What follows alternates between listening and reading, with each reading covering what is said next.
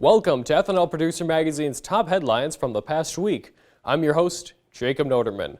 Before we get started, we'd like to thank today's sponsor, Ethanol Producer Magazine's webinar series. Free of charge, these webinars give our readers insight from panelists who are working on the latest technologies, policies, and services available to the ethanol industry. Be sure to register for the next webinar titled Growing E15 Adoption with Growth Energy. Sponsored by Growth Energy and taking place Thursday, March 1st, the webinar will give insight as to how Growth Energy is helping consumers and retailers embrace E15. Visit ethanolproducer.com to register.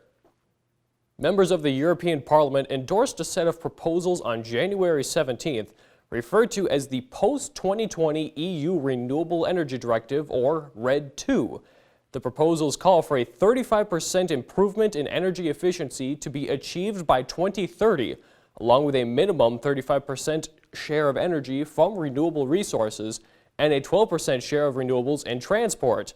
For renewables and transportation, the proposal set a 7% cap in first-generation biofuels and call for the use of palm oil to be banned starting in 2021.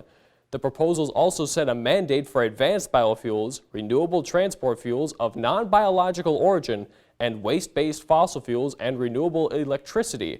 The target for these advanced fuels starts at 1.5% in 2021 and increases to 10% in 2030.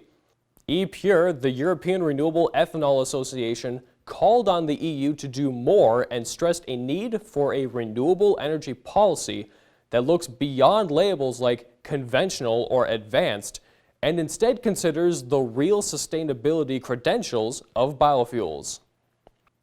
In Brazil, UNICA, the Brazilian Sugarcane Industry Association, has announced the 2017-2018 harvest is substantially complete, with approximately 25.2 billion liters, or 6.7 billion gallons, of ethanol produced since the beginning of the season, including 14.5 billion liters of hydrous ethanol and 10.6 billion liters of anhydrous ethanol.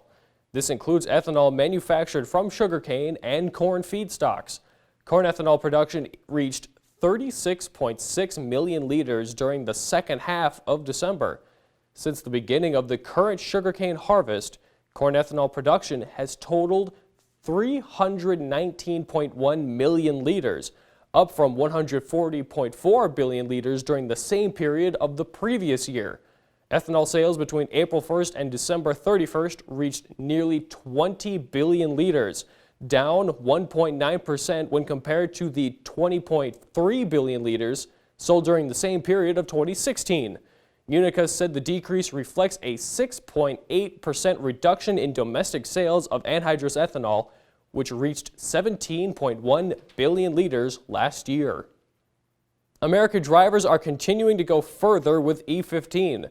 Growth Energy has announced that drivers in the U.S. logged another 1 billion miles on clean-burning E15 in just the past 3 months.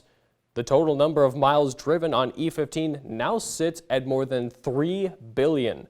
Growth Energy CEO Emily Score said the fuel blend is taking off with consumers wherever it is available and is rapidly becoming the go-to fuel for drivers. She noted that forward-thinking retailers who have figured out that E15 is smart business are at the forefront of this incredible growth, along with consumers who have come to rely on the better value proposition E15 presents. Thanks for tuning in. We'll be back next week with more of the ethanol industry's top stories.